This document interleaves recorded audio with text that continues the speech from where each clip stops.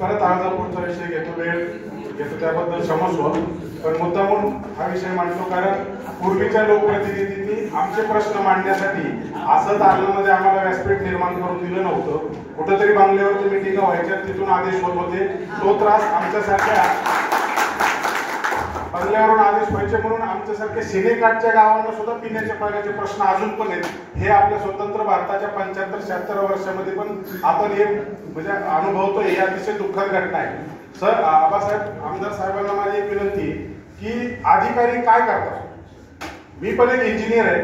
अधिकारी काय करतात? आधी मी मगाशी बोललो, मी कोणाचं नाव घेऊन बोलणं योग्य नाही. पण आता आबासाहेब एवढ्या सगळ्या तक्रारीनंतर मी तुमची क्षमा मागून, तहसीलदार मॅडमची क्षमा मागून, तालुक्याचे ते मेन प्रमुख आहेत, पण मी अधिकाऱ्यांची नावं घेऊन मी बोलतो. सगळ्या सरपंचांची संमती राहिलेला की पाणी पुरवठा विभागाला एक ज्युनियर इंजिनियर आहे, खत्री साहेब. त्या खत्री साहेबांची कामाची पद्धत मला नाही वाटत महाराष्ट्रामध्ये कुठला ज्युनियर इंजिनियर तसं काम करत असेल. आबासाहेब, ते इंजिनियर स्थळ पाणी पाहायला जात नाही, ते पाया किती खोल आहे ते बघायला सुद्धा जात नाही. हॉटेलमध्ये हॉटेलमधूनच ते सगळं तयार करून देतात. एस्टिमेट स्वतः बनवत नाही, एस्टिमेट दुसऱ्याकडनं बनवून आणतात, स्वतःच्या सही शिक्क्याने एस्टिमेट देतात.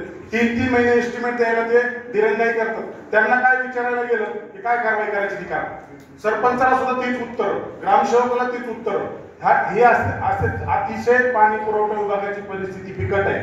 जर एस्टिमेट चुकलं तर त्याला कोणता तरी अधिकारी जबाबदार धरावा लागेल. शासन कसे तरी सगळी प्रक्रिया, मान्यतेची प्रशासकीय मान्यता असेल, तांत्रिक मान्यता असेल, त्यानंतर निधी येण्यापर्यंतची सगळी प्रक्रिया प्रत्येक स्तरावरून पास करूनच 1 ना 1 रुपया ग्रामपंचायतीपर्यंत येत असेल तर एस्टिमेट एकदा चुकलं तर त्या गावाला परत ते एस्टिमेट दुरुस्त करायला, ती परत योजना डबल राबवण्यासाठी किती कालावधी जातो त्याचा आम्ही अर्जापुढे ज्वलंत उदाहरण आहे. जुन्याच योजनेला नवीन योजना जोडली, तेच पाणी आम्ही ऑलरेडी आमच्या गावठाणामध्ये पाणी भरपूर आहे, प्यायला पाण्याची अडचण गावठाणात नव्हती, तरी पण नवीन योजना 40 लाख रुपयाची परत गावठाणासाठीच आणली. ती योजना राबवली, पण त्यानंतर मी सरपंच झालो. मग वाड्या वस्त्यांवरती आज प्यायला पाणी नाही, जनावरांना प्यायला पाणी नाही. ही परिस्थिती जर आता मार्च मध्ये उद्भवली तर वाड्या वस्तीवर राहणाऱ्या शेतकऱ्यांनी आपल्या बांधवांनी करायचं काय?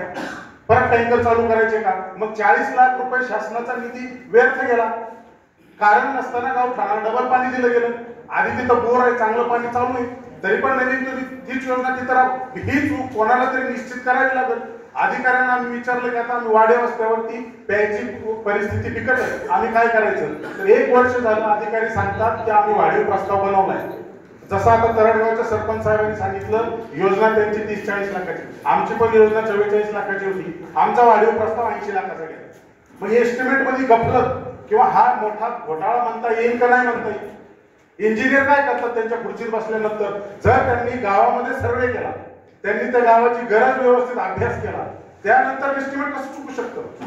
एस्टिमेट चुकतं. शासन, मी इंजिनियर आहे, शासन म्हणतं 10 ते 15% एस्टिमेट मध्ये प्लस मायनस होऊ शकतं, ते शासन मान्य आहे. पण जर एस्टिमेट 200% वाढत असेल तर त्या अभियंत्यांनी पहिल्यांदा टेंडरच्या वेळेला केलेलं एस्टिमेट बरोबर की चुकीचं, त्याला जबाबदार धरावा लागेल.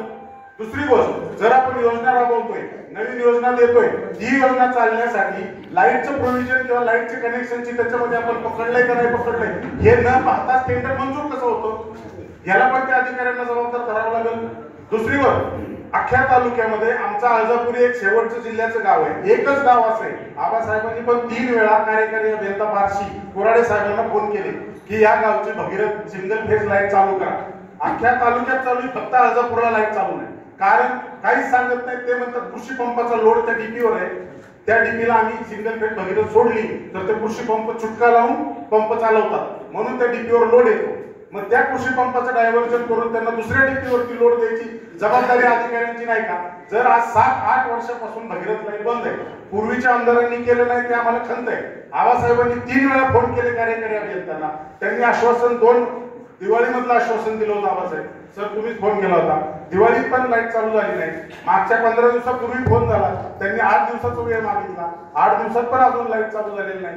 आज उन्हाळ्याचे दिवस आहेत, 10वी आणि 12वीच्या परीक्षांचे दिवस आहेत, तरी सुद्धा लाईट जर का भगीरथ लाईट सगळी प्रोव्हिजन असून लाईन असून सुद्धा सोडली जात नाही. याच्यामागचं कारण काय? एमईसीबीची आळजापूरमधली अतिशय बिकट परिस्थिती आहे. ठीक आहे, मधल्या काळामध्ये एमईसीबीच्या अधिकाऱ्यांना आमच्या गावातल्या काही शेतकऱ्यांनी आरेरावी केली असेल, ती चुकीची घटना घडली, पोलीस त्यानुसार त्यांच्यावर कारवाई करतील किंवा काय प्रशासकीय कारवाई होईल ते होईल. पण त्यामुळे आळजापूरला वाळीत टाकल्यासारखी परिस्थिती. मी एक प्रतिनिधी सरपंच म्हणून आमदार साहेबांच्या समोर, तहसीलदार मॅडमांच्या समोर एमईसीबीच्या अधिकाऱ्यांना विनंती करतो की कृपा करून आमच्या गावाला पाकिस्तानमध्ये असल्यासारखी वागणूक देऊ नका.